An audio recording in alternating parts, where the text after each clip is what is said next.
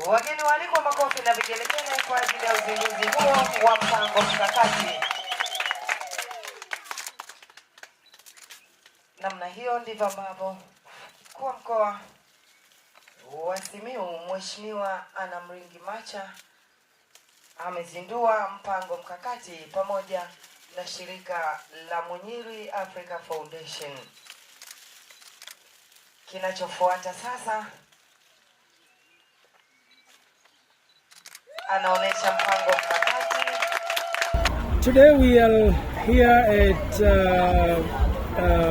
Simiyu province in the district of Busega, and we are here to launch Munyiri Africa Foundation Tanzania. We decided to launch it here because of the huge support that we are having from Glory Outreach Assembly Tanzania here, and because of the huge support that we are having from the government, especially the regional commissioner of Simiyu province. He is very friendly to us. He welcomed us last year, 1 year ago, when we had come here for the consecration of Bishop Ishengoma, and he invited us to come back and serve his people in this province of Simiyu. Today, he has been our guest speaker, and he has really inspired us to even do more. I can only imagine what Munyiri Africa Foundation can do with more support. Looking at the people who are receiving support today, especially the elderly people, the excitement, the joy, and looking at the mothers whose children were helped to access MAF educational scholarship, and those children would never have managed to continue with education. Listening to them today has really moved me and inspired me to want to do more. Leo niko hapa Lamadi katika wilaya ya Busega, na nimefika hapa kwa mwaliko wa Munyiri Africa Foundation, na kwa kazi halisi ni kuja kuzindua Munyiri Africa Foundation katika chapter ya Tanzania.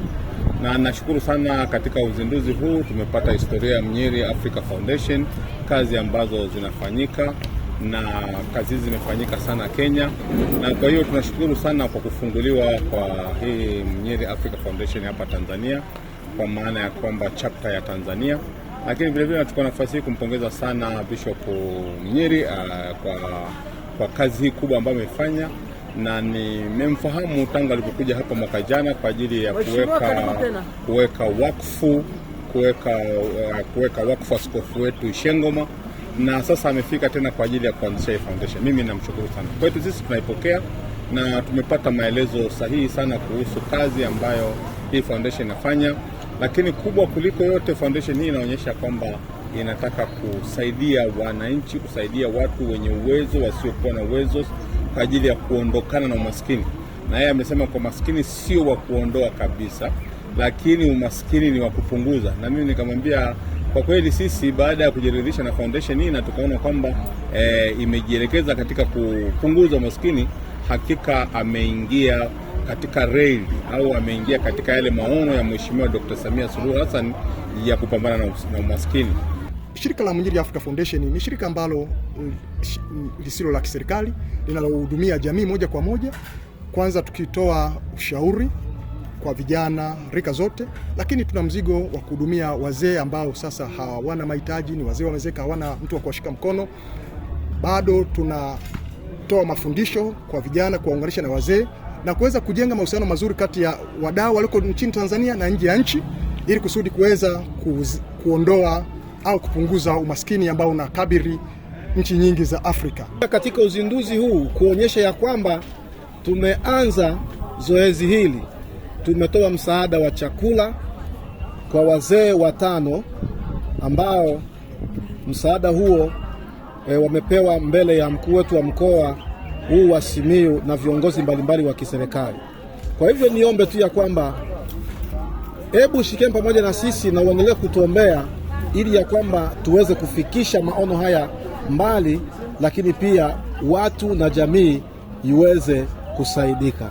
Kwa hivyo ninakukaribisha sana uungane pamoja nasi ili tuhudumie jamii yetu. Mimi ilikuwa ni mwaka 2025 mwezi wa 7. niliweza kukutana na shirika la Mnyiri Africa Foundation. Kwa kweli shirika hilo liliweza kunisaidia mtaji wa $200,000 nikianzisha biashara ndogo ndogo za kuuza dagaa.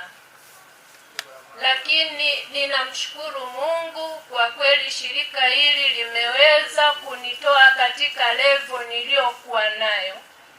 Kwa sasa niko tena level nyingine. Amen. Ninamshukuru Mungu. Familia yangu inaendelea vizuri, mahitaji mbalimbali yananisaidia. Pamoja kulikuwa na nyumba ambayo nilijengaga imemaliza kama miaka 4 hivi, imekaa haina chochote. Lakini kulingana katika kipato hicho ninachokipata, japokuwa ni kidogo kidogo, kinaniwezesha naweka kidogo kidogo, nimeweza kupiga bati, kuwezeka pia pamoja na milango. Amen.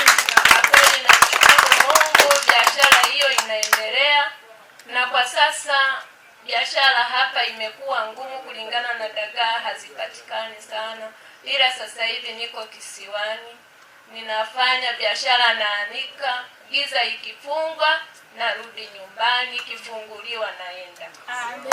Na kwa sasa nimerudi kupitia ufunguzi wa shirika hili, ndio limesababisha kwa kweli nimerudi kuja kujiunga na nyie. Namshukuru Mungu kwa ajili ya huduma ya mafu. Walinisaidia vifaa vya shule vya mwanangu Daudi sijaona. Nilikuwa sina kabisa. Nilikuwa najiuliza mwanangu atafanya nini ili aweze kusoma. Siku hiyo niliwaza ndani ya moyo, kumbe Mungu kusudi lake ilikuwepo huduma ya mafu, ambayo niliweza kupata madaftari na mwanangu akaenda shule na sare ya shule akapata, mpaka sasa anaendelea na elimu. Namshukuru Mungu kwa ajili ya huduma ya mafu. Mungu awabariki na awazidishie mnapotoa. Amen. Nashukuru hili shirika la Mnyiri, kwa kweli lilinitoa sehemu kunipeleka sehemu. Kuhusu mtoto huyu, alikuwa amepeleza vifaa vya kwenda shule.